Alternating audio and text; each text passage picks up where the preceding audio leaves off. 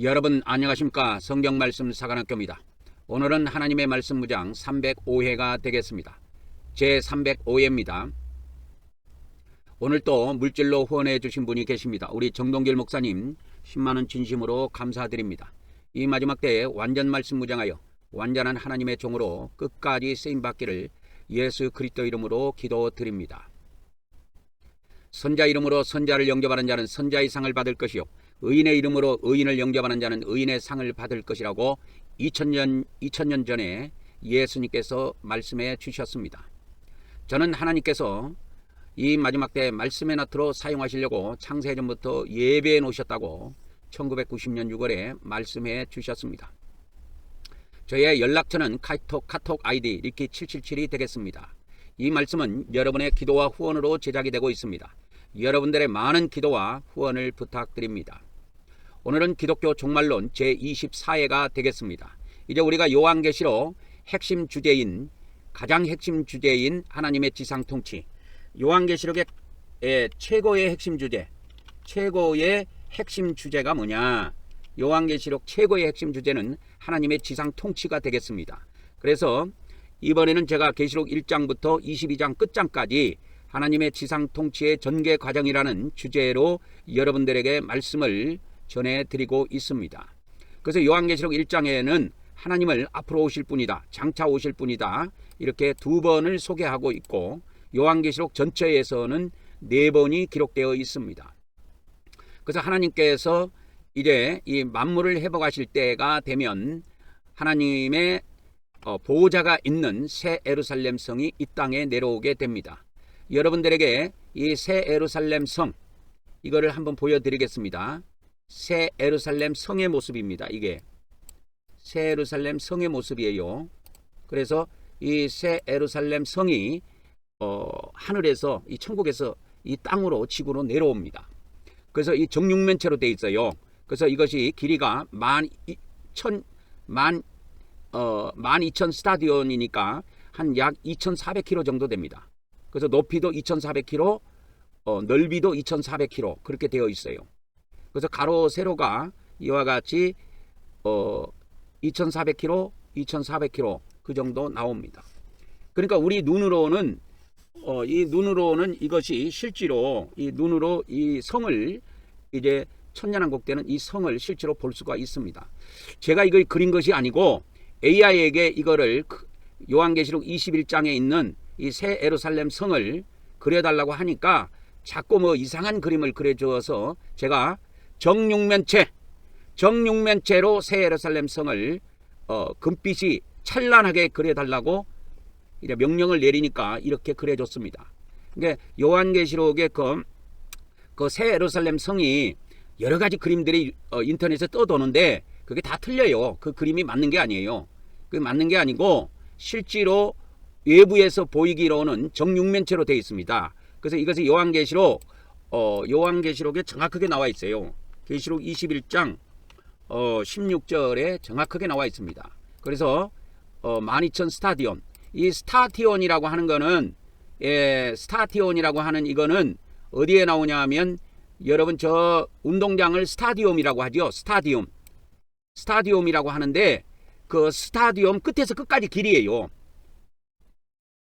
그러니까 그 2000년 전에 그 로마 시대 때 원형 경기장 같은 거 있잖아요.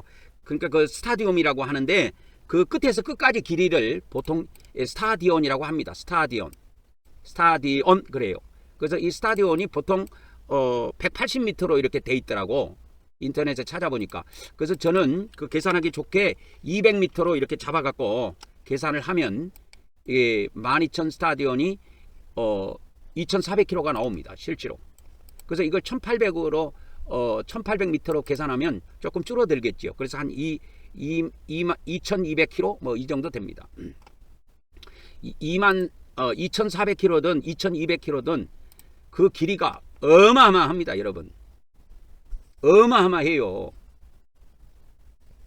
그래서 이 대한민국 끝에서 끝까지가 1,700km라고 하는데, 한반도 끝에서 끝까지가 1,700km가 나온대요. 1,770km인가 이렇게 나온다 하는데, 그것보다 훨씬 길어요. 이것이 나중에 지구의 정중앙에 이렇게 딱 들어서게 됩니다. 이 새 예루살렘 성을 이제 오늘이 이제 요한계시록 하나님의 지상 통치, 우리가 요한계시록 22장까지 이제 나가게 되니까 이 새 예루살렘 성의 모습을 여러분들에게 뭐 사진 찍어서 보여준 건 아니지만 우리는 지금 AI 시대에 살고 있기 때문에 AI에게 그 사진을 이렇게 만들어 달라고 하면 지금은 만들어 줘요. 근데 공짜로는 안 됩니다. 돈을 줘야 만들어 줘요. 왜 그러냐면 AI 회사도 그 직원들이 먹고 살아야 될 거 아니야. 그래서 돈을 주면 돈을 주고 정기적으로 이렇게 돈이 이렇게 빠져나가도록 하면은 이거 다 만들어 쓸 수가 있습니다. 그래서 새 예루살렘 성이 이 정육면체 큐브처럼 생겼어요. 큐브처럼 생겼는데 이 가로 세로 높이가 똑같단 말이에요. 이거를 성경에서 뭐라고 그러냐, 지성소라 그래요. 그래서 구약의 이 지성소는 가로 세로 높이가 똑같습니다. 그래서 모세의 성막도 10규빗, 그 다음에 가로 세로 높이가 똑같고요. 그 다음에 솔로몬 성전도 가로 세로 높이가 똑같아요. 그래서 솔로몬 성전은 두 배로 키워가지고 건축을 했지요. 그래서 솔로몬 성전의 이 지성소는 20규빗입니다. 그래서 성막의 길이보다 2배로 커요, 길이가. 그리고 진짜 그 지성소, 진짜 성경에서 이야기하고 있는 진짜 지성소, 구약에 있는 그 지성소는 다 인간이 만든 거고, 진짜 하늘에 있는 이 지성소, 이게 새 예루살렘 성인데 이거는 길이가 12,000 스타디온이에요. 그러니까 우리가 그 12,000 스타디온을 하면은 우리가 길이가 얼마인지를 몰라요. 킬로미터로 이야기해야 안다고. 킬로미터. 뭐 미국 사람은 뭐 몇 마일이라 마일로도 기록해서 쓴다고 하는데 우리나라 사람들은 마일은 쓰지 않습니다. 미터 또는 킬로미터 이걸 쓴단 말이에요. 그래서 우리나라 자동차가 시속 몇 킬로 가느냐, 고속도로는 100킬로, 뭐 국도는 70킬로도 있고 60킬로도 있고 80킬로도 있고, 보통 이제 좀 올라가지고 시속 80킬로로 올렸지요. 그리고 초등학교 옆에 가보면 시속 30킬로로 이렇게 돼 있어요. 엄청나게 이게 거북이 걸음으로 가야 됩니다. 그렇게 킬로로 따져봤을 때 이 새 예루살렘 성은 2,400킬로나 2,200킬로 정도 길이가 됩니다. 어마어마해요. 근데 성경에는 이게 정금으로 되어 있는데 유리같이 맑은 정금으로 되어 있다고 그랬어요. 근데 지구상에는 그런 것이 없어. 지구상에 여러분 정금이 어떻게 맑습니까? 맑을 수가 없어요. 투명한 유리같이 생겼다고 그랬는데 천국에는 가능한 이야기지, 지구상에 있는 순금이라고 해도 99.9% 순금이라고 하는 것들도 유리처럼 투명한 것이 없다니까요. 그래서 이 새 예루살렘 성은 외부에서 봤을 때는 정금으로 되어 있습니다. 이렇게 순금으로 되어 있어요. 근데 투명한 유리처럼 되어 있어요. 그렇게 되어 있습니다. 요한계시록 21장에. 그래서 이 새 예루살렘 성이 이 땅에 내려오는데 이 안에 하나님의 보좌가 있어요. 하나님의 보좌가 있다고. 그래서 요한계시록 그 21장 그 1절에 가보면 이 성 안에 하나님과 어린 양의 보좌가 있어요. 이와 같이. 그래가지고 거기에서 생명수 강이 흘러 내려옵니다. 그래가지고 그 생명수가 강을 이루어요. 그래서 강 좌우에, 강 양쪽에 생명나무가 이렇게 쫙 줄지어서 이렇게 자라고 있습니다. 근데 이 생명나무는 이 세상에 있는 나무가 아니고 천국에 있는 나무예요. 천국에 있는 나무인데 그래서 달마다 12가지 열매를 맺혀요. 그러니까 1년에 12번 열매를 맺히니까 지금 지구상에는 1년에 한 번밖에 열매를 못 맺어요. 근데 천국의 이 열매는 1년에 그러니까 한 달에 한 번씩 열매를 맺기 때문에 풍성하죠. 과일을 풍성하게 맛볼 수가 있습니다.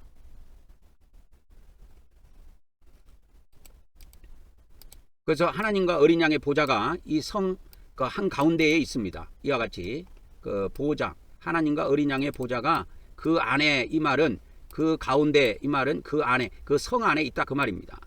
그래서 하나님의 종들이 이제 그분을 섬깁니다. 여기서 하나님의 종들이라는 표현은 하나님의 백성들을 이야기하는 게 아니에요. 하나님의 백성들을 이야기하는 것이 아니고 첫째 부활에 참여한 그 하나님의 종들을 의미합니다. 그래서 그들은 이 지구상에서 먼저 하나님의 얼굴을 뵐 수 있는 자격을 갖습니다. 부활한 사람만이 먼저 뵐 수 있다니까요. 그 외에는 나중에 천년왕국이 끝나고 난 뒤에 이제 천국 시대가 도래하는데 그 천국 시대에는 다 모든 천국에 있는 하나님 백성들이 다 부활을 해요. 그때는 모든 이제 구원받은 모든 사람들이 하나님의 얼굴을 뵐 수가 있습니다. 부활한 사람만이 하나님의 얼굴을 뵐 수가 있어요. 부활하지 못하면 하나님의 얼굴을 뵐 수가 없습니다, 여러분.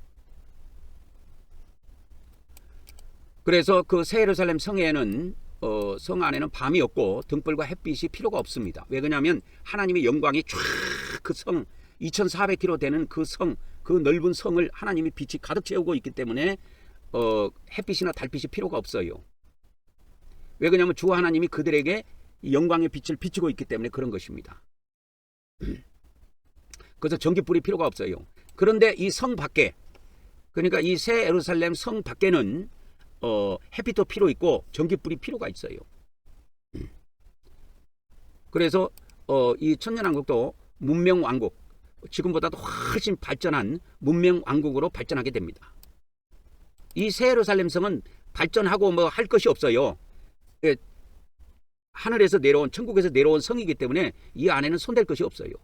그래서 이 상태로 새 예루살렘 성은 영원히 가는 것이고, 이 성 밖, 새 예루살렘 성 밖은 일반 백성들이 사는 그런 땅이기 때문에 거기에는 건축도 해야 되고, 그 다음에 이렇게 여러 가지 것들을 건축해야 되고, 그 다음에 농사도 지어야 되고, 그렇게 합니다.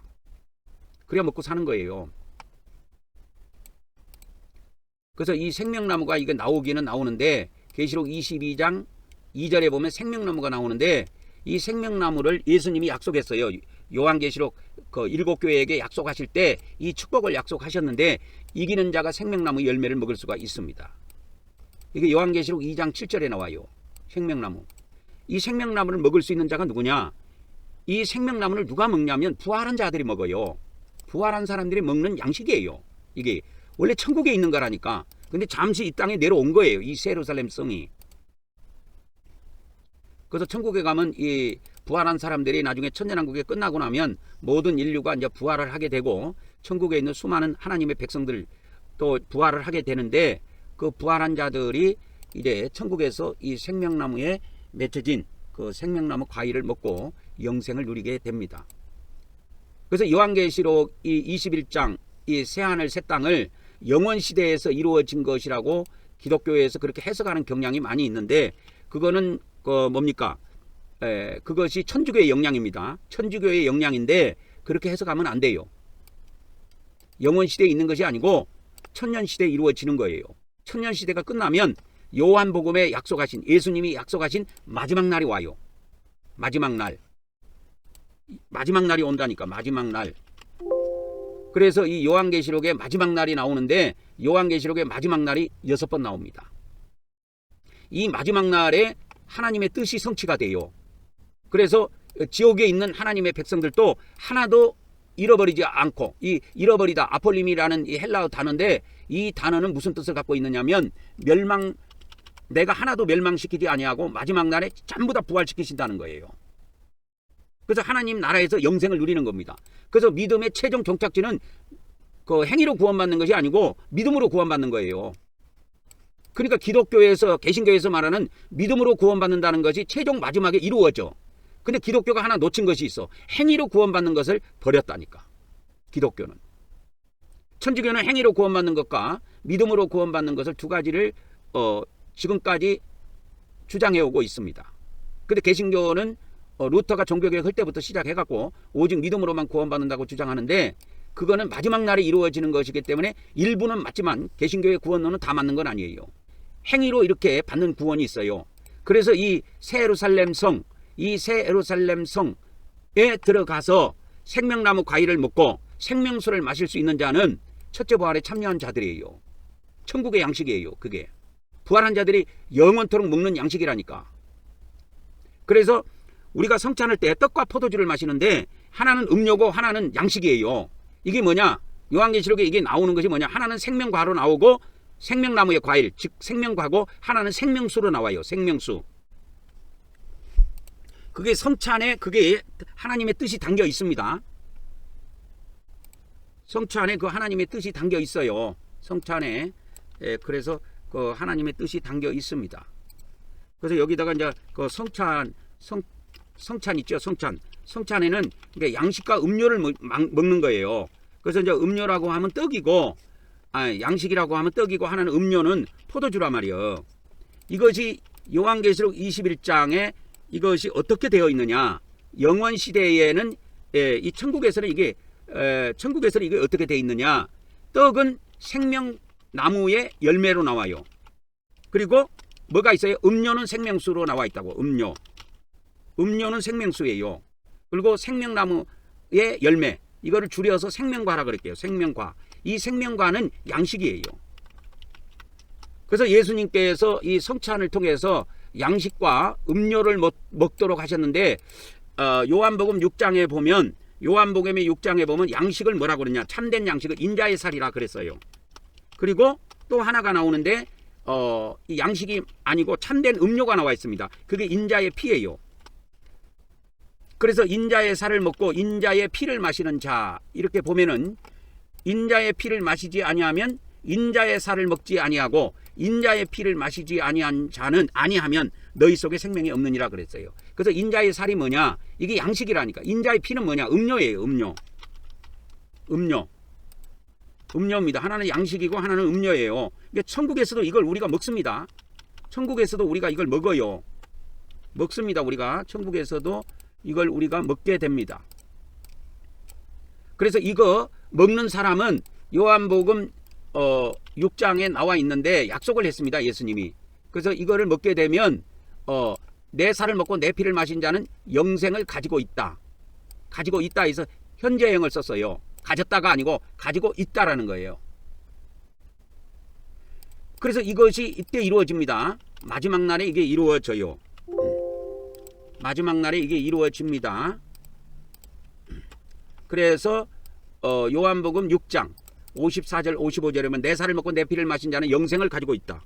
영원한 생명을 가지고 있다 이 말이요. 이 영원한 생명을 가지고 있는 사람은 마지막 날에 예수님이 다 부활시켜 갖고 이 천국에서 이 진짜 살과 진짜 피를 마시게 해요. 그래서 이 살이 뭐냐? 이게 하나는 양식이고 하나는 양식이에요. 하나는 양식이고 하나는 음료입니다. 음료. 그래서 이 참된 양식이 뭐냐? 천국 가면은 이게 생명과예요. 생명과일. 그거 참된 음료는 뭐냐? 이게 생명수라니까. 생명수. 이거는 기본으로 알고 있어야 됩니다. 천국에 대한 비밀이에요. 천국에 대한 비밀입니다. 그래서 우리가 이 땅에서는 참된 양식과 참된 음료를 이렇게 먹고 있지만 그것이 진짜 참된 것이 아니야. 이게 천국에 가면 실상이 있다니까. 실상이 있어요. 진짜가 있다니까. 이 세상에서 우리가 먹는 거는 모형으로 먹는 거야. 왜? 이 땅이라는 것은 육을 한 개를 지어놨기 때문에 참된 것이 없어요. 다 썩어요. 그래서 이 요한계시록 22장에 생명과일이 나오고 생명수가 나옵니다. 이게 다 나와요. 그래서 오늘은 이 새 예루살렘 성을 여러분들에게 이게 모형이지만 그림으로 실제로 보여드린 겁니다. 이걸 제가 그리려고 그러면 엄청나게 시간이 걸릴 건데 이거 AI한테 이렇게 이게 정육면체로 해갖고 새 예루살렘 성을 만들어줘. 요한계시록 21장에 있는 내용을 참조해갖고 만들어줘 하니까 이렇게 만들어준 거예요. 한 몇 분 걸린 것 같아요. 이게 만들어지는 것이 한 몇 분 정도 걸린 것 같습니다. 앞으로는 점점점 시간이 좀 짧아질 겁니다. AI에 많은 투자들을 하고 AI 산업이 엄청나게 발전하게 되어 있습니다. 이 마지막 때. 그래서 모든 군대도 전부 다 로봇 군대로 바뀌어요. 이게 AI, 로봇 군대를 피지컬 AI라고 합니다. 피지컬 AI. 피지컬이라고 하면 어떤 형체가 있는 거예요. AI가 어떤 인터넷상 안에서 가상세계 안에만 있으면은 그게 안 되는데 그것을 어떤 형상으로 만들어내는 걸 피지컬 AI라고 그래요. 그것이 이제 쉽게 말하자면 로봇으로 나오는 겁니다. 로봇. 사람 형상을 가진 로봇. 이런 시대가 곧 도래합니다, 여러분. 그래서 앞으로 전쟁할 때 군인들이 전쟁하는 게 아니고 이 마지막 때 전쟁할 때 로봇끼리 전쟁해요. 그래서 이런 산업이 앞으로 엄청 발전할 겁니다. 그래서 이 새 예루살렘 성, 하나님의 보좌가 있는 이 새 예루살렘 성이 이 지구상에 내려옵니다. 오늘 서론이 좀 길었는데 오늘 본론을 좀 들어가도록 하겠습니다. 그래서 오늘은 요한계시록 하나님의 지상통치의 전개과정 17번째 시간입니다. 17번째 시간으로 앞에 거 다 건너뛰고 쭉 가가지고 어저께 우리가 19번 요한계시록 21장에서 22장 5절까지 하나님의 지상통치 해가지고 1번에서 10번까지는 했습니다. 그러니까 1번에서 10번까지는 했어요. 그래서 1번부터 10번까지는 우리가 1번부터 10번까지는 우리가 어제 했습니다. 어제 말씀해서 했고, 오늘은 우리가 뭘 나가느냐? 오늘은 11번부터 나갑니다. 11번. 그래서 이제 이 천사가 금갈대를 가지고 이 새 예루살렘 성과 그 문들과 성벽을 측량합니다. 측량해요. 그래서 이제 요한계시록으로 이제 21장으로 돌아가 봅시다. 그래서 이제 그 성과, 천사가 성과, 그 예루살렘 성과 문들과 성곽, 이 성곽은 뭐냐면 성벽이라고 해야 여러분이 알아들어요. 성곽은 성벽을 말합니다. 성벽을 측량합니다. 금갈대로. 그러니까 천사들은 금갈대를 사용해요. 이 지구상의 인간들은 뭐 플라스틱 잣대를 사용하고 그러는데 천사들은 금자를 사용합니다. 금으로 된 자. 그걸로 이걸 측량을 해요. 근데 이 새 예루살렘 성이 네모가 반듯하다니까. 내가 보여줬잖아요. 아까 네모가 반듯한 거. 그래서 계시록 21장 15절 16절에 보면 내게 말하는 자가 그 성과 그 문들과 그 성벽을 측량하려고 금갈대를 가졌더라. 그 성은 네모가 반듯하여 길이와 너비가 같은지라. 그 갈대 자로 그 성을 측량하니 12,000 스타디온이요 길이와 넓이와 높이가 같더라. 길이와 넓이와 높이가 같은 것을 뭐라고 하느냐? 이걸 지성소로 한다 이 말입니다. 지성소. 이건 기본 상식이에요. 성경을 푸는 기본 상식입니다. 가로 세로 높이가 똑같으면 지성소다. 정육면체로 되어 있다. 그래서 하나님의 거처는 정육면체로 되어 있습니다. 성막도 그렇고 솔로몬 성전도 그렇고 하늘에 있는 새 예루살렘 성도 그렇습니다. 그래서 천사가 이거를 이렇게 측량을 하게 됩니다. 측량을 하게 돼요. 그래서 이런 형태가 나옵니다. 형태는. 그래서 새 예루살렘 성의 형태가 이렇게 됩니다. 그래서 이것이 계시록 21장 16절에 이 가로 세로 높이가 얼마냐? 이게 12,000 스타디온입니다. 그래서 키로수로 따져보면 2200km에서 2400km 정도 나옵니다. 그래서 솔로몬 성전의 길이는 지성소가 가로 세로 높이가 똑같이 20규빗으로 되어 있습니다. 그것이 열왕기상 6장 20절에 나와요. 그 내소는 지성소를 말합니다. 외소는 성소를 말하고요. 내소의 안의 길이가 20규빗이요 너비가 20규빗이요 높이가 20규빗이라 정금으로 입혔고, 이렇게 해서 새 예루살렘 성이 정금으로 되어 있듯이 이 땅에 있는 지성소도 하늘에 있는 지성소를 모방해서 이렇게 정금으로 입혔습니다. 근데 땅에는 이 정금이 투명한 정금이 없어요. 모세의 성막의 지성소는 가로 세로 높이가 각각 10규빗입니다. 이것이 이제 정확하게 가로 세로 높이가 똑같다 이렇게 10규빗씩 돼 있다고는 안 나오고, 출애굽기 26장 16절에 보면 그 판의 길이를 10규빗으로 하도록 돼 있어요. 이 판의 길이가 뭐냐면 지성소의 그 길이에요. 너비입니다. 너비. 그래서 이 지성소는 정육면체로 되어 있습니다. 지성소가 정육면체였던 것처럼 정육면체인 새 예루살렘 성도 지성소와 같은 하나님의 거룩한 임재 장소임을 보여줍니다. 그래서 이 새 예루살렘 성은 하나님이 계신 곳이에요. 하나님의 거처입니다. 거처. 하나님의 거처입니다. 그래서 새 예루살렘 이 성벽이 있는데 17절에 보면은 성벽이 있습니다. 그 성벽을 측량하니까 144가 나왔어요. 144 규빗입니다. 규빗은 참조로 어디에서 어디까지를 이야기하냐면 팔꿈치를 딱 한번 꺾어보세요. 90도로. 그러면 팔꿈치 끝에서 가장 손가락 긴 거 있죠. 장지 가운데에 손가락입니다. 그 끝까지를 1규빗이라고 해요. 보통 45cm에서 50cm 정도 나옵니다. 그래서 이것도 계산하기 좋게 45cm로 계산하면 힘들고, 우리 인간이 계산하기 좋게 하려면 50cm로 계산하면 좋아요. 50cm로 계산하면 좋습니다. 그래서 새 예루살렘에 이 성벽이 있는데 144 규빗인데 144라는 숫자는 12 곱하기 12의 수예요. 그래서 이 12 곱하기 12는 무슨 의미냐면 완전한 수를 의미합니다. 우리가 이 지상에서는 완전수를 우리가 7로 보는데 그거는 6의 세계에서 쓰는 거고, 이 신령 세계에서는 12가 완전수예요. 12.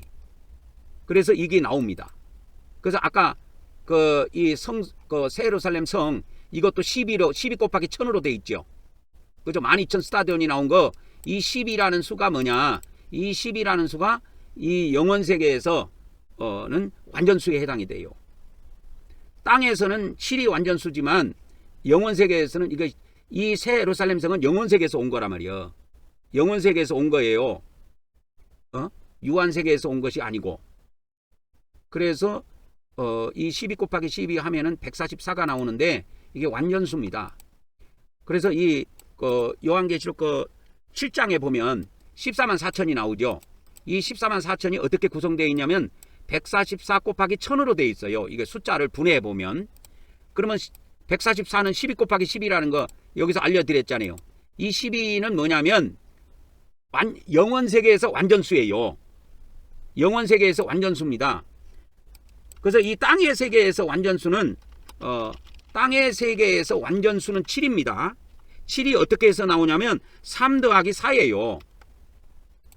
근데 영원 세계, 그러니까 천국 세계죠. 영원 세계에서 완전수는 12예요. 12는 뭐로 나오냐면 3 더하기 4가 아니고 3 곱하기 4예요. 이래서 나옵니다, 이게. 이해하셨죠? 이렇게 됩니다. 숫자 계산이. 그래서 우리가 영원 세계에는 하나님과 성삼위 하나님의 숫자고, 이 4는 인간의 숫자예요. 3은 성삼위 하나의 숫자고 4는 인간의 수인데, 이 3 곱하기 4는 영원 세계에서 하나님과 우리가 완전히 하나 된다는 거예요. 근데 땅에서는 이게 하나로 안 돼 있어요. 그래서 수학에서도 계산할 때 여러분, 더하기나 빼기는 분리되어 있는 상태고 곱하기는 한 덩어리입니다. 그래서 수학을 계산할 때 곱하기나 나누기를 먼저 하고 더하기 빼기를 나중에 해야 돼요. 쉽게 말하자면 무슨 말이냐. 자 보세요. 12 빼기 3 곱하기 4 이런 것이 있고, 또 더하기 12가 있다고 칩시다. 이랬을 때 이게 12에서 3을 먼저 빼면 안 된다니까. 12에서 3을 먼저 나와 있다고 해서 12에서 3을 빼면 틀려요. 왜? 이게 꼭 곱하기나 나누기는 한 덩어리예요. 한 덩어리. 그래서 3 곱하기 4를 먼저 해야 됩니다. 그러면 12에서 3 곱하기 4 하니까 12가 되죠. 또 거기에다가 12를 더하니까 결국은 이건 12가 답인 거예요. 근데 이거를 이 원리를, 수학의 원리를 모르는 사람들은 봐보세요. 12에서 3을 빼보세요. 이게 얼마가 나오는가? 9가 나오지요. 9. 그 다음에 거기에다가 뭐가 있냐면 곱하기 4가 있다고. 곱하기 4. 그러면 4, 9, 36이 됐죠. 36. 거기에다가 뭐가 있습니까? 더하기 12가 있다고. 그러면 이게 26에서 12를 더하면 38이잖아요. 정답은 10인데 이 수학의 원리를 모르는 사람들은 이걸 38로 계산해낸다고. 왜? 순서대로 계산을 해버린다니까. 그래서 땅에서 완전수는 7이지만 영원세계에서 천국에서 완전수는 10이에요. 그래서 천국에 가보면 24장로가 있습니다. 24장로. 12의 2배예요. 24가 2배입니다. 12의 2배예요. 24장로가 있어요. 그래서 7장로 이런 건 안 나온다니까. 요한계시록에. 영원세계에 들어가면 이렇게 돼 있어요. 그래서 이 새 예루살렘 성은 영원세계에서 내려온 지성소이기 때문에 완전수가 12로 구성되어 있어요. 다 7로 되어 있는 게 아닙니다. 그래서 이 새 예루살렘 성의 성벽의 크기가 144인데 이것은 12 곱하기 12입니다. 그래서 이 144가 의미하는 것은 뭐냐면 12 곱하기 12로서 완전수의 완전수예요. 완전수의 완전수인데 이게 순교자를 의미합니다. 그래서 이 순교자가 아니면 완전한 자 중에 완전한 자가 누구냐? 그 순교자예요. 이 순교자가 아니면 어린 양의 아내가 될 수 없다라는 의미가 여기에 함축되어 있어요. 이 숫자 안에. 그럼 12번째 봅시다. 12번째 성벽은 벽옥으로 되어 있고 성은 맑은 유리 같은 순금으로 되어 있다. 이렇게 되어 있습니다. 순금으로 되어 있어요. 순금으로. 그러니까 이 새 예루살렘 성이 순금으로 되어 있는 겁니다. 순금으로 되어 있어요. 그래서 금으로 되어 있고 성벽은 벽옥으로 되어 있습니다.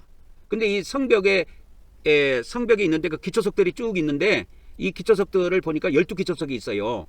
그래서 이 기초석들을 보면 각기 다른 기초석으로 꾸며져 있습니다. 요한계시록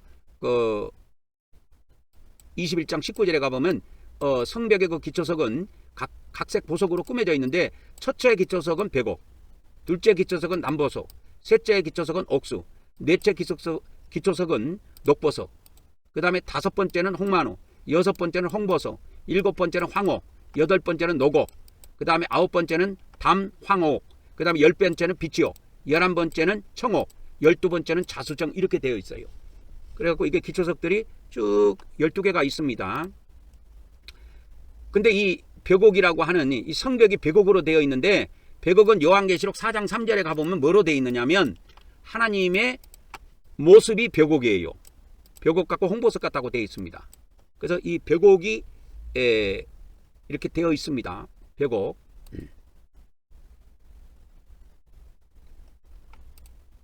그래서 그 영어로 보면은 이 벽옥을 자스퍼라고 그래요. 자스퍼. 자스퍼라고 합니다. 벽옥을 자스퍼. 자스퍼라고 합니다. 그래서 이 요한계시록 4장 3절에는 이 벽옥이 하나님의 모습입니다. 근데 이 성벽이 벽옥으로 되어 있지요. 새 예루살렘 성벽이 벽옥으로 되어 있다는 것은 깊은 뜻을 갖고 있습니다. 그리고 계시록 21장 11절에 보면은 계시록 21장 11절에 보면은 그 새 예루살렘 성이 하나님의 영광이 비치는데 그 성의 빛이 벽옥 같고 수정같이 맑아요. 그래서 하나님의 영광의 빛이 벽옥처럼 빛납니다. 성의 빛이에요, 이게. 이 말은 무슨 말이냐면 벽옥처럼 하나님의 형상과 모양을 가진 자만이 새 예루살렘 성의 일원이 될 수 있고 이 새 예루살렘 성이 뭘 의미합니까? 어린 양의 아내를 의미한단 말이에요. 어린 양의 아내. 어린 양의 아내를 의미한다고. 그래서 이 새 예루살렘 성의 일원이 된다는 것은 어린 양의 아내가 된다는 의미예요. 그래서 우리 기독교에서는 예수님 믿고 교회의 지체가 되면 전부 다 어린 양의 아내가 된다고 그러는데 그거 다 거짓말이에요. 요한계시록 21장을 깊이 있게 성령님과 함께 같이 해석해 보면 어린 양의 아내가 되는 것은 극소수에 불과합니다, 여러분. 그래서 이 어린 양의 아내가 누구냐? 첫째 부활에 참여한 자들만 어린 양의 아내가 돼요. 그래서 이 첫째 부활에 참여한 자들이 천년왕국에서 왕으로서 통치하게 되는데요. 계시록 20장 6절에 나옵니다. 첫째 부활에 참여한 자들이 그리스도와 더불어서 천년 동안 왕으로 통치하는데 이 첫째 부활에 참여한 자들이 벽옥처럼 빛나고 하나님의 영광으로 빛나는 거예요. 왜? 그게 부활의 모습이야. 13번째 들어갑니다. 이제 21절입니다. 계시록 21장 21절에 들어가 보면 이 성벽에는 12문이 있어요. 그래서 12문이 있는데 그 문들이 전부 다 진주문으로 되어 있어요.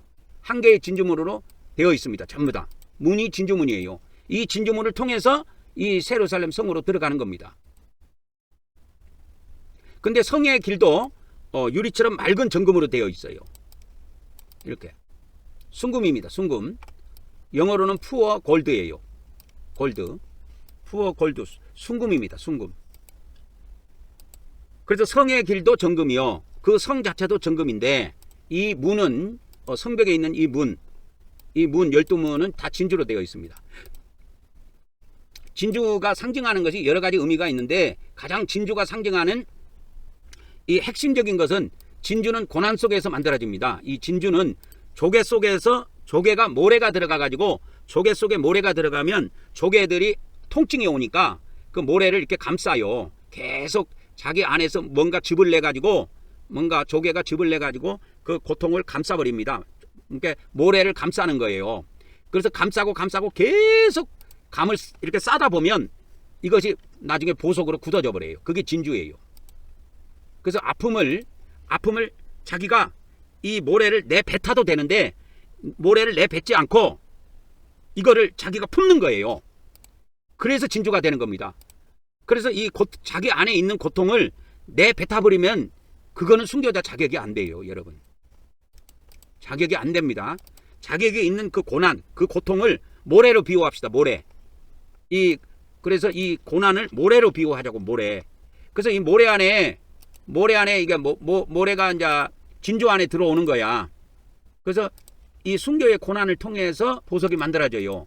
그래서 보석은 어떻게 만들어지냐면 진주 그 보석 안에 가장 깊은데 모래가 있습니다. 모래가 있어요. 모래. 그러니까 이거는 그 조개의 즙 있죠. 조개즙. 조개즙이라고 할게요. 조개가 계속 즙을 짜가지고 즙을 짜고 즙을 짜면 이 보석이 만들어져요. 그래서 모래하고 조개즙으로 이 보석이 만들어집니다, 여러분. 그래서 이 모래와 같은 이 고난을, 이 지구상에 있는 고난이에요. 이 지상에서의 고난입니다. 지상에서 받는 이 고난을 팽개치면 그거는 14만 4천 자격 자체가 날아가 버려요. 첫째 부활에 참여하는 자격 자체가 통째로 날아가 버립니다. 그래서 이 14만 4천이 되는 거는 하나님께서 반드시 고난을 주십니다. 그 고난을 내 걸로 품어야 돼요. 내 걸로 품고 이것을 막 고통이 온다고 해서 내 배탑을 해가지고 조개가 이것을 자기가 몸부림쳐 갖고 이 모래를 그 조개 밖으로 내보낼 수가 있어요. 그러면 진주는 안 만들어집니다. 근데 아픔이 있더라도 조개가 이 모래를 내 뱉어버리지 않고 자기가 즙을 내가지고 그 모래를 감싸는 거예요. 계속 감싸고 하루 이틀 지나가고 그 몇 달이 지나가고 하면 이 조개에서 진주가 만들어져요. 이 보석이 만들어진다니까. 그래서 보석이 만들어집니다. 이와 같이. 그것이 진주예요. 그래서 이 지상에서의 이와 같이 순교의 고난을 통과한 자들만이 첫째 부활에 참여하고 어린 양의 신부의 자격을 갖습니다. 여러분, 어린 양 기독교에서 해석할 때는 예수님을 믿는 사람은 다 신부로 들림받는다고 그런 헛소리들 하지 마세요. 어린 양의 아내가 되는 것이 쉬운 줄 아십니까? 여러분, 어린 양의 아내는 그만두고 여러분, 이재명 대통령 아내 되는 것도 힘들어요. 여러분, 이 세상에서 왕의 아내가 되는 것도 보통 힘든 게 아닙니다. 여러분.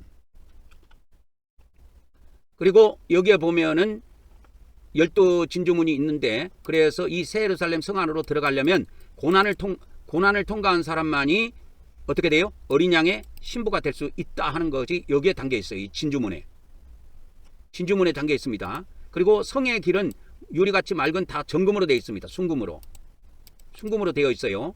그래서 이 요한계시록에 보면 성 전체하고 계시록 21장 아까 18절에 보여드렸죠.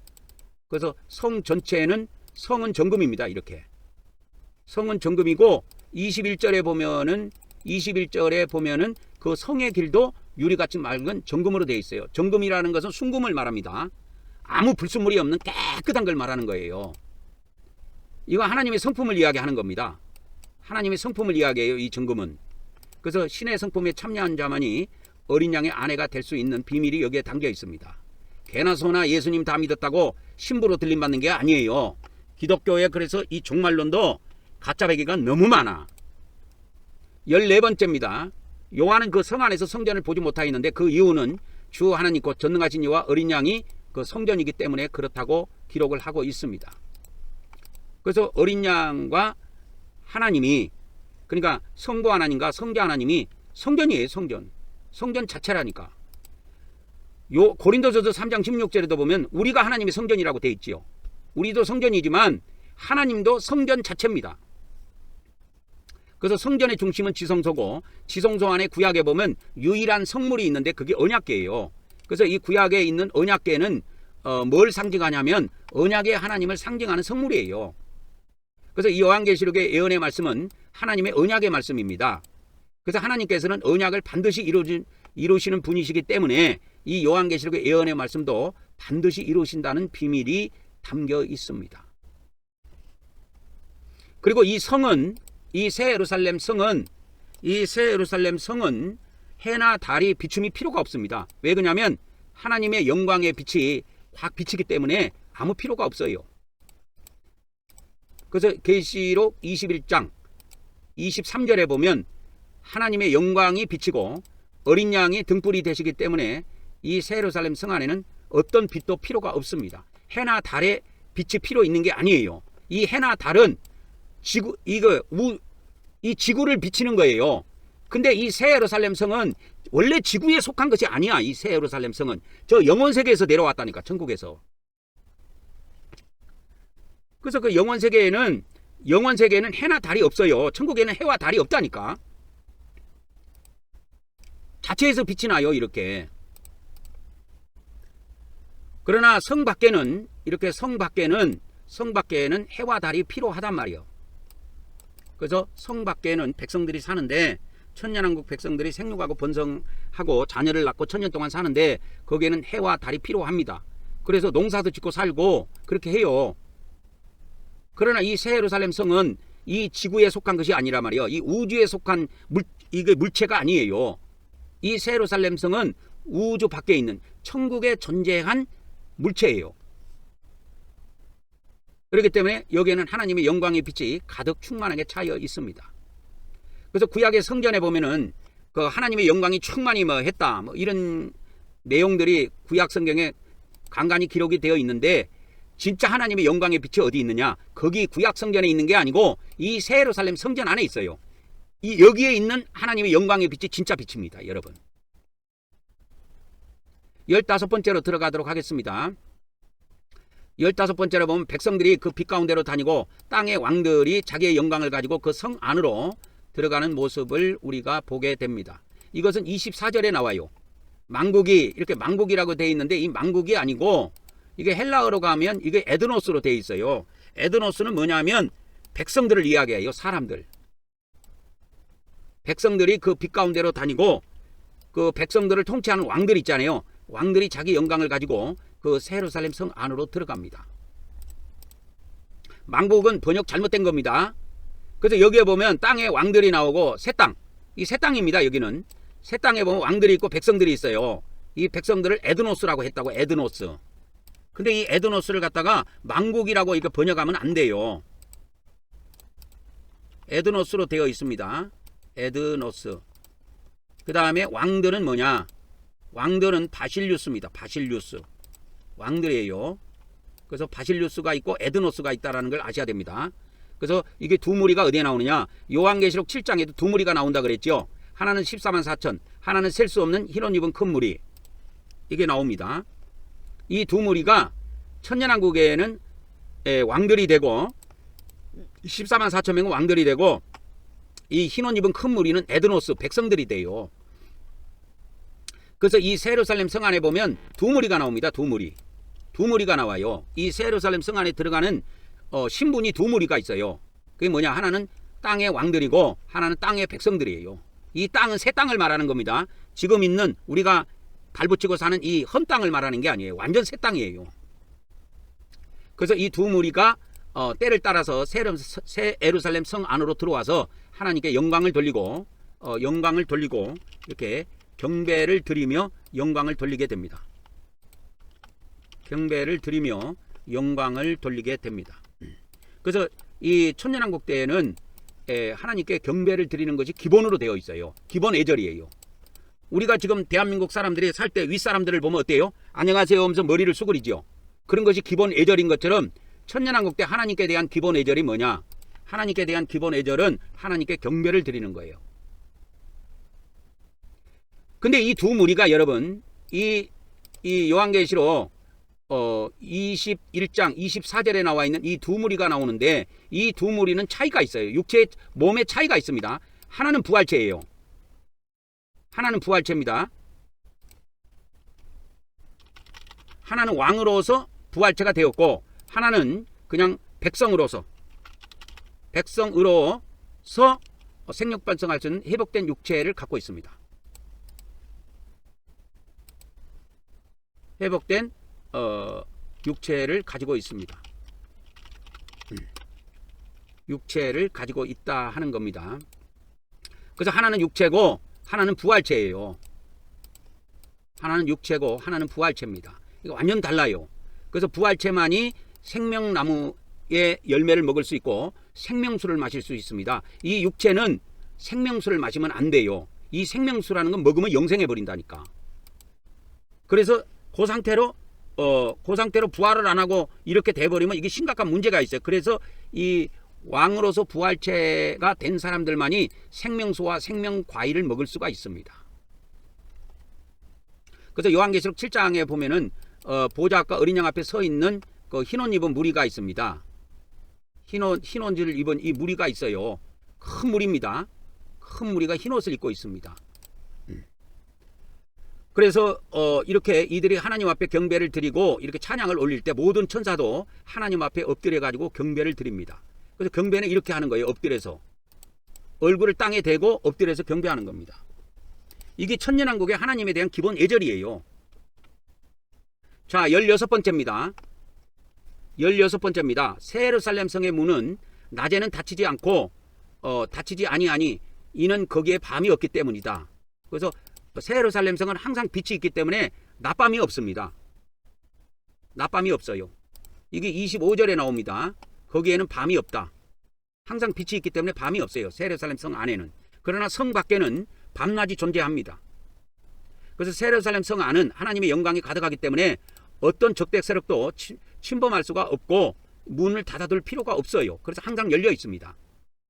그러나 성 안은 항상 낮이지만 성 밖은 낮과 밤이 존재합니다. 이 낮과 밤이 존재하는 거예요. 그래서 사람들이 이와 같이 자기 영광과 존귀를 가지고 성 안으로 들어와서 하나님께 이와 같이 경배를 올립니다. 그러나 요한계시록 이제 그 21장 27절에 보면 무엇이든지 속된 것이나 가증한 일 또는 거짓말하는 자는 결코 이 새 예루살렘 성 안에 들어가지 못하게 되어 있습니다. 오직 어린 양의 생명책에 이름이 기록된 자만 들어가도록 되어 있어요. 쉽게 말하자면 이 천년왕국 때 모든 하나님의 백성들은 어린 양의 생명책에 기록된 자만 이 천년왕국에서 살 수가 있어요. 그래서 이들 모두는 성 안에 들어올 수 있는 자격을 갖게 됩니다. 그 다음에 이제 17번째입니다. 생명수 강이 흐릅니다. 생명수 강이 하나님의 보호자로부터 흘러요. 여기서부터는 이제 계시록 22장으로 넘어갑니다. 그래서 수정같이 맑은 생명수 강이 보이는데 이 생명수가 어디에서 흐르는가 요한이 가만히 봤다마는 하나님과 어린 양의 보호자에게 흘러나오는 거예요. 흘러나와. 보호자에서 흘러나옵니다. 그래가지고 이것이 어디로 흘러 들어가느냐면 2절로 가보면 성 가운데로 흘러 들어갑니다. 성 가운데로 쭉 흘러 들어가요. 그러니까 이 물이 너무 많으니까 강을 이루는 거예요. 그게 생명의 강이라고 그래요. 생명강. 생명수 강이라고 해도 되고. 강 좌우에 뭐가 있느냐? 생명나무가 있어요. 이게 다 천국에서 내려온 겁니다, 여러분. 그래서 이 생명나무에 있는 열매는 인간의 육체가 함부로 먹으면 안 돼요. 그래서 옛날에 하나님께서 그 에덴 동산에서 그 선악과를 아담과 하와가 먹고 난 뒤에 이 생명과일을 못 먹도록 하기 위해서 생명나무로 가는 길을 불칼, 천사들이 불칼을 들고 지키도록 해놨어요. 그게 창세기 3장에 나옵니다. 창세기 3장에 나와요. 그래서 이 생명나무는 육체가 있는 사람이 먹으면 안 돼요. 그래서 백성들은 생육하는 육체를, 생육번성할 수 있는 육체를 갖고 있기 때문에 생명나무 과일을 먹으면 안 됩니다. 이건 부활한 사람만이 먹어야 돼요. 그래서 첫째 부활에 참여한 사람들이 천국의 양식을 먹게 됩니다. 그러면 백성들은 이 생명나무에 하나님의 백성들은 이 생명나무의 과일을 못 먹고 뭐를 갖고 그러면 하느냐 했을 때 생명나무 잎사귀를 가지고 치료를 받아요. 그래서 병이 들거나 아프거나 뭐 할 때 아픔이 없다고 하고 사망이 없다고 하지만 그 원인이 어디에 있느냐면 이 생명나무 잎사귀 때문에 그래요. 그래서 이 만국어로 번역했는데 만국어로 번역하면 안 되고 에드노스는 뭐라 그랬어요? 백성들입니다. 이걸 백성들이라고 번역해야 돼요. 백성. 그래서 그 생명나무 잎사귀는 천년왕국 백성들이 혹시나 병이 들거나 아프면 치료제로 사용해요. 이거를. 그래서 1000년 동안 살게 됩니다. 그래서 병원이 따로 없어요. 천년왕국 때는. 이게 하늘에서 내려온 이 생명나무 잎사귀 있죠. 이 잎사귀가 치료제라니까. 치료제로 사용을 합니다. 그래서 이 생명수를 마실 수 있는 것은 이긴 자들만 이걸 마실 수 있다는 것을 잘 아셔야 됩니다. 여기서 이긴 자라고 하는 것은 첫째 부활에 참여한 자들이에요. 그래서 이 강 좌우에 보면 생명나무가 쭉 있습니다. 근데 이 생명나무는 달마다 12가지 열매를 맺혀요. 12가지. 그러니까 이런 과일이 지구상에는 없어요. 천국에나 존재한 거지. 그래서 이 생명나무 과일을 누가 먹느냐? 예수님이 어디에 약속해 주셨냐면 계시록 2장 7절에 보면 이기는 자들에게는 하나님의 낙원에 있는 생명나무 열매를 주어 먹게 하겠다고 약속해 주셨어요. 이것이 천년왕국 때 이루어집니다. 그러면 여기서 이긴 자라는 것이 누구냐? 이긴 자라는 것은 그 짐승을 이긴 자들이에요. 그래서 짐승한테 순교당하고 첫째 부활에 참여한 자들입니다. 그 자들이 생명나무의 열매를 먹게 돼 있어요. 이게 아무나 먹는 게 아닙니다, 여러분. 그래서 요한계시록을 풀 때 인간의 머리로 풀면 그저 다 틀려요. 성령님의 지혜로 풀어야 이것이 정확하게 맞아떨어지게 됩니다. 그래서 이 땅에서 먼저 이긴 자들, 즉 이긴 자들이라는 것은 누구를 의미하냐? 첫째 부활에 참여한 자들을 의미한다니까요. 그래서 첫째 부활에 참여한 자들만이 이 생명수와 생명나무 열매를 먹을 수 있는 영광을 누리게 됩니다. 그러면 일반 이 천년왕국 백성들은, 그러면 천년시대에 그 하나님 백성들은 그럼 어떻게 하느냐? 천년시대에 그러면 하나님 백성들은 어떻게 하냐면, 이제 천국에 가서 모두 생명나무와 생명수와 생명나무의 열매를 먹는 영광을 누립니다. 그러나 이 지상에서는 이긴 자들만, 즉 여기서 이긴 자들이라는 말은 무슨 말이냐면 첫째 부활에 참여한 자들만 이거를 먹을 수 있어요. 이 축복을 누릴 수가 있다니까. 첫째 부활에 참여한 자들만 이걸 누릴 수가 있습니다. 그래서 생명수와 생명나무는 아무나 먹는 것이 아니다. 이건 부활한 사람들의 이 생명수와 생명나무의 열매는 부활한 사람들의 양식과 음료예요. 열매는 부활한 자들의 뭐요? 음료와 양식입니다. 요거를 앞으로 빼면은 그 생명나무의 열매와 생명수는 부활한 사람들의 양식과 음료다 이 말이요. 양식과 음료다. 이렇게 되는 겁니다. 요거는 열매는 양식이고 생명수는 음료라 그 말이요. 이것이 지상에서는 어떻게 되어 있느냐? 이것이 지상에서는 성찬으로 비유되어 있습니다. 비유되어 있으니 우리가 성찬을 통해서 뭐예요? 성찬을 통해서 양식과 음료를 먹는다 그 말이에요. 양식과 음료를 먹습니다. 성찬을 통해서 양식과 음료를 우리가 먹는 거예요. 그래서 우리 한국 경배교회 같은 경우는 매주 성찬을 합니다. 이게 영생의 지름길이에요. 그 다음에 18번째입니다. 생명나무 잎사귀들은 백성들. 22장 2절에 보면 생명나무 잎사귀는 에드노스 만국이 아니고 에드노스입니다. 백성들의 치료제로 사용합니다. 부활한 사람들은 아픈 것이 필요가 없어요. 치료제고 뭐고 아무것도 필요 없다니까. 근데 이 천년왕국 백성들, 보호처에서 나온 이 백성들은 이게 필요해요. 치료제가 필요하다니까, 육체가 있기 때문에. 그래서 그들이 누리는 영광은 잎사귀만을 누리는 겁니다. 생명나무 잎사귀. 그래서 생명나무 잎사귀는 뭐 하느냐면 이게 치유제로 씁니다. 육체가 혹 아프거나 하면 치유제로 사용을 해요. 그래서 천년왕국 백성들이 거뜬하게 이 생명나무 잎사귀 때문에 천년을 살게 됩니다. 이게 허공치는 이야기가 아니에요. 이게 진짜 이게 실상이 천국에서 내려온 거라니까요. 그래서 그 에덴 동산에서 인간에게 생명나무로 가는 길을 막아놨는데 이 생명나무는 원래 이 땅에 있는 것이 아니고 천국에 있어요. 그래서 새 예루살렘 성이 내려올 때 이 생명나무와 생명수가 같이 내려와요. 이 새 예루살렘 성 안에 이것이 실제로 존재한다니까요. 이게 진짜 참된 양식이고 참된 음료예요. 우리가 먹는 성찬은 그것은 우리가 이 세상에 있는 물질을 갖고 하는 거예요. 그래서 천년시대에 하나님의 풍성한 회복과 치유의 은혜가 하나님의 백성들에게 이렇게 주어집니다. 지상의 하나님의 나라는 다시는 저주가 없습니다. 그래서 다시는 저주가 없는 거예요. 왜? 이 저주라고 하는 것은 아픔, 병든, 사망 이런 거라고. 아픔이나 우리가 지금도 이빨이 아프거나 뭐 몸이 아프면 병원에 가지요. 그 천년왕국에는 병원 갈 일이 없다니까. 병원 자체가 필요 없어요. 왜? 생명나무의 잎사귀로 치료제를 사용하기 때문에 그런 거예요. 자, 19번째입니다. 이게 20번에 끝나요. 그래서 20번까지 오늘 가야 됩니다. 그래서 하나님과 어린 양의 보좌가 이 새 예루살렘 성 안에 있고 하나님의 종들이 이와 같이 하나님을 섬기는 모습을 보게 됩니다. 이것이 어디에 나오냐? 3절에 나와요. 3절. 그래서 그 하나님과 어린 양의 보좌가 그 성 가운데 있고 하나님의 종들이 하나님을 섬기게 됩니다. 그래서 에덴에서 죄로 인해 가지고 아담과 하와의 죄로 인해 가지고 인간에게 저주가 떨어졌는데 이 천년왕국 시대에는 저주가 완전히 제거가 돼요.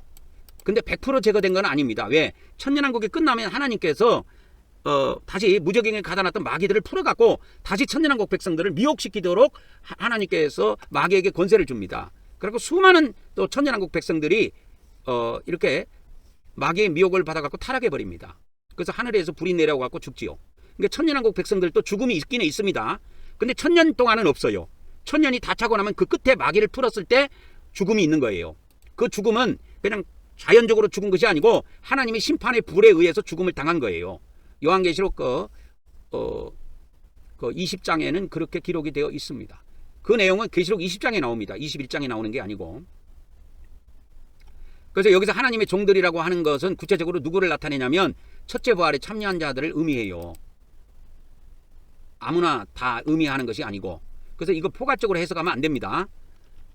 일반적으로 해석하면 안 돼요. 이거를 일반적인 해석이 아니고 특별한 좁은 의미로, 넓은 의미로 해석하면 안 되고 하나님의 종을 좁은 의미로 해석해야 이걸 정확하게 맞출 수가 있습니다. 그래서 하나님의 종들은 첫째 부활에 참여한 자들이고 이들은 이 땅에서도 하나님의 얼굴을 뵙는 축복을 누립니다. 그래서 4절에 그게 나와요. 하나님의 얼굴을 볼 터이요.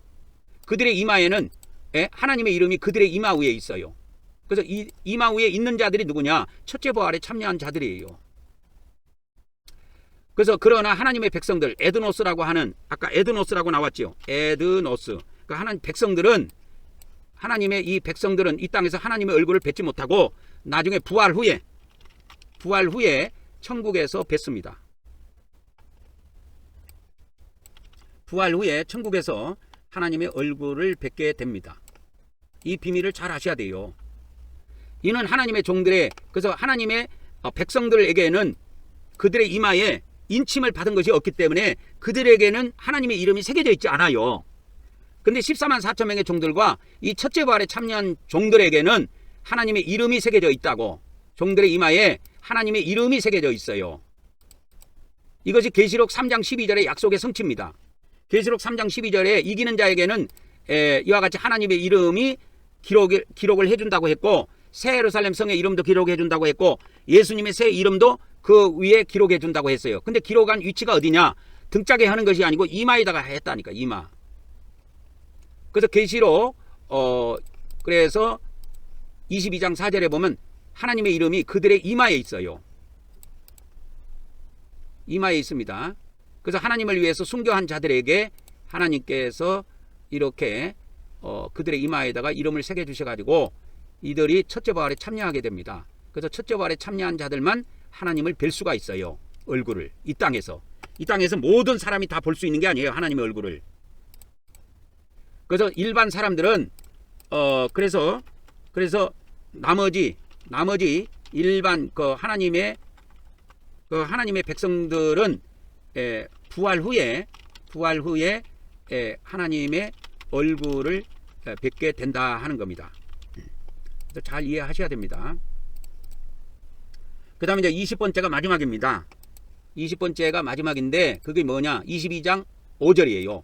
그 성 안에는 밤이 없고 등불에는 햇빛이 필요가 없어요. 왜? 하나님의 영광이 비치고 있고 천국에는 햇빛, 달빛 이것 자체가 없어요. 천국에는. 그래서 이 천국에서 내려온 지성소인 이 새 예루살렘 성도 햇빛, 달빛 아무 필요가 없습니다. 여러분. 왜 그러냐면 하나님의 영광의 빛이 이 성 안에 가득 차 있어요. 그래서 대낮같이 환합니다. 그래서 하나님과 어린 양이 영광의 빛을 비추고 있기 때문에 달빛이나 햇빛이 필요가 없고 성 밖에는 햇빛, 달빛이 필요합니다. 백성들한테는. 그런데 이제 또 하나 나온 것이 뭐냐? 하나님의 종들은 세세토록 왕노릇한다고 되어 있어요. 여기에 보면 그들이 하면은 그들이 누구냐면 이걸 알려면 3절로 가야 돼요. 3절에 그의 종들, 하나님의 종들이 그분을 섬기고 얼굴도 뵙고, 그 다음에 그들이라는 건 하나님의 종들이에요. 하나님의 종들이 세세토록 왕노릇하리로다 이렇게 되어 있어요. 그래서 하나님의 종들이 세세토록 왕노릇을 하게 되는데 지상에서뿐만이 아니고 영원토록 천국에서도 왕으로서 통치권을 갖게 됩니다. 그래서 이 지구상은 천년시대가 끝나면 천국시대가 도래해요. 여러분 이걸 잘 아셔야 됩니다. 이 지구상의 천년시대가 끝나고 나면 우주하고 지구는 사라져요. 그래서 천국시대가 도래해야 한다니까. 그래서 천국시대는 언제부터 진행이 됩니까? 요한복음 6장에 나와 있는 마지막 날부터 시작이 돼요. 요한복음에 보면 마지막 날이 요한복음 6장에 4번 나옵니다. 요한복음 전체는 6번 나오고요. 그래서 이 마지막 날에 하나님의 뜻이 성취가 돼요. 그래서 이 땅에서 예수님을 믿는 자들은 하나도 멸망시키지 아니하고 영생을 다 허락합니다. 그래서 마지막 날에 예수님께서 이들을 다 부활시켜요. 다시 살린다는 말은 전부 다 부활시킨다니까. 그래서 천년왕국 때 첫째 부활에 참여하지 못한 자들은 이 마지막 천년왕국이 끝나고 난 이 마지막 날에 전체 다 부활하게 돼 있어요. 그래서 이 천년시대가 이제 끝나면 마지막 날이 있을 겁니다. 그래서 천년시대 마지막 날에 모든 인류가 부활을 합니다. 이때 이제 생명의 부활도 있고, 이때 심판의 부활도 있다 하는 겁니다.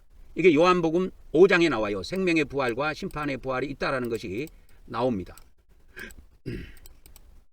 그래서 이 천년시대가 지나가고 나면 천국시대가 옵니다. 그래서 이 천국시대는 어디에 나오느냐? 천국시대는 요한계시록에는 안 나와요. 그래서 천국시대는 요한계시록에는 안 나옵니다. 천국시대는 요한계시록에는 안 나오고, 이거는 요한복음에 등장합니다. 요한복음에 등장한다 이 말이에요. 천국시대는. 그래서 천국시대를 바로 알려면 요한복음을 가야 돼요. 요한복음에 가면 영원히가 10번 나와. 영원히. 영어로는 throughout the age입니다. 그 시대는 무슨 시대라고 내가 가르쳐줬어요. 예전에. 그 시대는 영원시대를 의미한단 말이에요. 영원시대. 그래서 요한복음에 그 시대가 나오는데 톤 아이오나가 나와요. 톤 아이오나라는 말이 나오는데 이 톤 아이오나가 우리나라 말로 번역하면 그 시대입니다. 그러면 그 시대가 무슨 시대입니까? 영원시대라니까. 그래서 이 영원시대는 어디에 나오느냐? 요한복음에만 나와요. 요한계시록에는 안 나옵니다. 그래서 하나님께서 이 사도 요한에게 천년왕국까지 기록하는 것은 요한계시록에, 그리고 요한복음에는 영원시대에 관련된 걸 기록하게 했단 말이야. 따로 기록하게 했어요. 그래서 요한복음하고 요한계시록을 분리해서 기록하게 했습니다. 하나님께서. 그래서 그것을 기록하도록 하시기 위해서 사도 요한을 이렇게 기름가마니에 막 집어넣고 사람들이 죽이려고 했어도 하나님이 살려내신 겁니다. 그러고 반모섬에다가 가다 놓고 반모섬에서 이 요한계시록과 이런 요한복음과 요한계시록을 다 기록하게 한 겁니다. 그래서 이 요한이 기록한 요한복음, 요한일서, 요한계시록은 그 이스라엘 백성이 예루살렘이 망한 뒤에 기록된 거예요. 그래서 서기 70년에 이스라엘이 멸망하죠. 멸망 후 약 20-30년 후에 기록됩니다. 뭐가? 요한의 저작이 요한복음, 그 다음에 요한서신, 그래서 요한복음이 있죠. 그 다음에 요한서신이 있죠. 요한서신, 그 다음에 요한계시록이 있습니다. 이 요한의 저작은 서기 70년 이스라엘이 멸망한 이후 20년, 30년 후에 기록이 돼요. 대부분 사복음서 있죠. 그 마태복음, 마가복음, 누가복음은 전부 다 서기 70년 이전에 기록됩니다. 그리고 바울서신 같은 거 이런 것들도 이스라엘 멸망 이전에 다 기록이 돼요. 근데 이 요한의 저작이라고 하는 요한복음과 요한서신과 요한계시록은 이스라엘의 멸망 이후에 20-30년 후에 기록이 돼요. 이게 독특합니다, 여러분. 왜 그렇게 하셨을까요? 그래서 요한계시록에는 뭐가 기록되어 있냐? 천년왕국까지만 기록이 되어 있어요. 이 요한계시록 안에는. 그리고 천년왕국이 끝난 이후에 영원시대에 관련된 것은 이 요한복음에 기록해 놨다니까. 그래서 요한복음에 보면은 에이스톤 아이오나 이렇게 돼 있어요. 헬라어에 가면 에이스톤 아이오나. 아이오나는 뭐냐면 시대라는 뜻이에요. 에이지. 그 시대입니다. 그 시대. 그 시대 동안 또는 그 시대까지 이렇게 번역하면 돼요. 그래서 포로 번역을 하든 투로 번역해도 되는데 그 시대까지, 여기서 그 시대는 영원 시대를 이야기한다 그 말이요. 영원 시대. 에이스톤 아이오나, 톤 아이오나, 그 시대를 말합니다. 이 영원 시대입니다. 그래서 이 영원 시대에 관련된 것이 요한복음을 찾아보면 11번이 나와요. 제가 이 관련된 성경 기절을 다 적어놨습니다. 그래서 요한복음 13장 8절에 보면은 이걸 그 영원토로 이렇게 안 번역해 놓고 절대로 이렇게 번역을 했어요. 이거 틀려요. 그렇게 하면 안 돼요. 다 시대로 이야기된 겁니다. 그래서 헬라어에 가면 이 에이스톤 아이오나가 11번 나옵니다. 요한계시록에. 그래서 그 시대 동안, 그 시대까지인데, 그래서 이게 뜻이 뭐냐면 에이스톤 아이오나가 그 시대 동안 또는 그 시대까지 그런 뜻인데, 그 시대 동안 뭐 하느냐? 그 시대 동안 우리가 영생을 누리는 거예요, 이제. 그 영생을 누리는 거, 믿음으로 영생을 누리는 건 요한복음에 나온다니까. 근데 요한계시록에는 뭐가 나오느냐? 요한계시록에는 행위로 이렇게 순교하고 이렇게 믿음을 행위로 보인 사람들한테 첫째 부활을 시켜 주셔갖고 그 보상을 해주는 그 시기예요. 그게 천년 시대라고. 그래서 오늘은 이제 요한계시록 하나님의 지상 통치에 대한 전반적인 비밀을 오늘 다 말씀을 드렸습니다. 그래서 이 땅에 내려오는 새 예루살렘 성, 하나님의 보좌가 있는 새 예루살렘 성을 우리가 항상 믿음으로 바라보면서 이 땅에 하나님이 속히 임하기를 바라보면서 이 세상에 살아있는 동안에 오는 각종 고난들을 우리가 잘 이기고 끝날까지 승리하도록 합시다. 다음 시간에 뵙도록 하겠습니다.